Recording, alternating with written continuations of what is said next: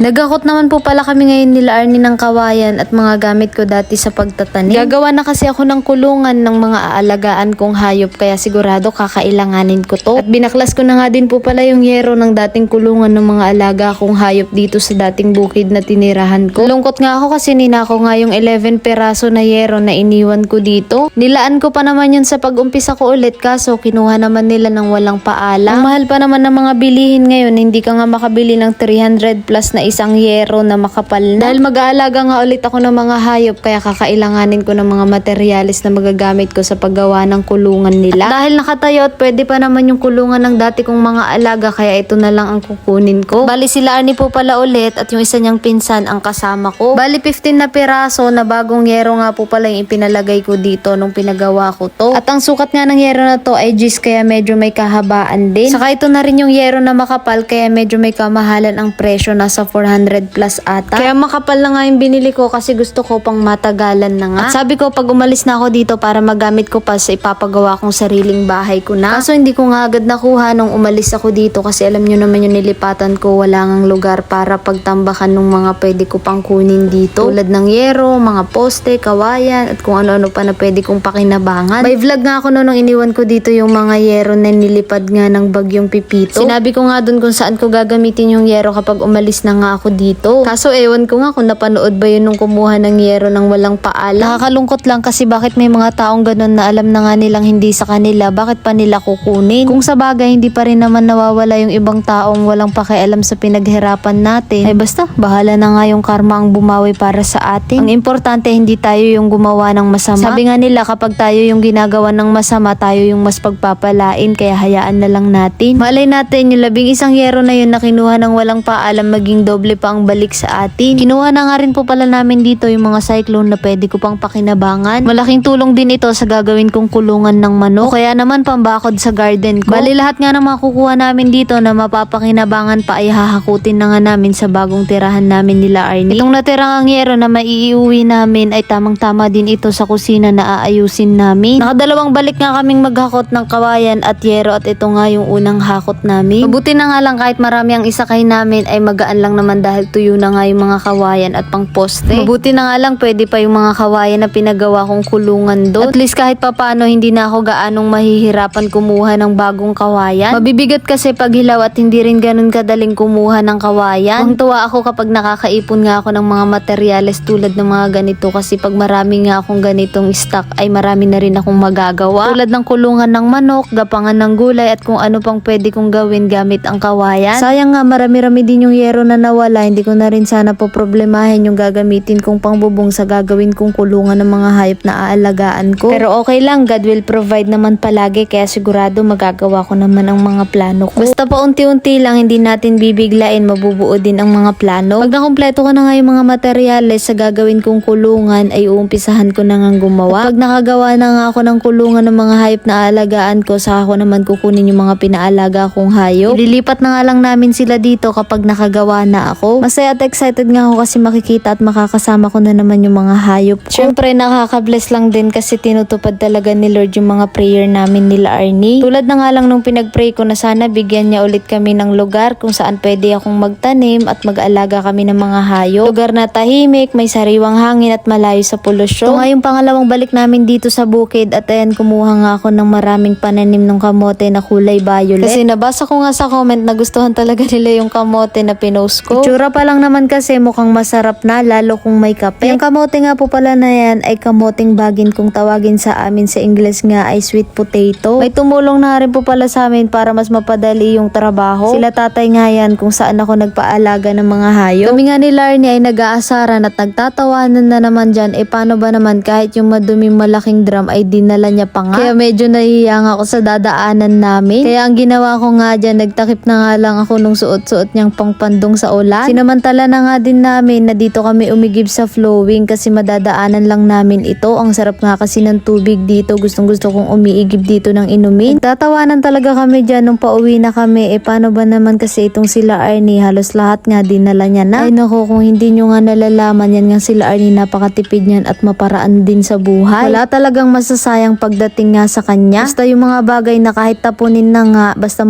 mapapakinabangan pa ay kukunin niya pa nga. Kahit nga kulong-kulong lang lang yung gamit namin at kahit napakarami naming dala ay hindi nga siya nahihiya kahit siya pa nga ang magdadrive. Kahit sa maraming tao pa nga kami dumaan. Kaya bilib na bilib din ako dyan kasi hindi mo makikitaan ng kaartehan sa buhay. Kayang-kaya niya nga akong sabayan sa buhay na meron ako. Kahit professional na nga siya ay pipiliin niya pa rin mamuhay ng ganito kasimple. Sana nga no, lahat ganun kasimple yung kaya tayong sabayan at tanggapin anumang estado natin sa buhay. O, paano ba yan? Hanggang dito na lang muna ang video namin. Magpapahinga muna kami. Maraming salamat po sa pagtapos at pag-share.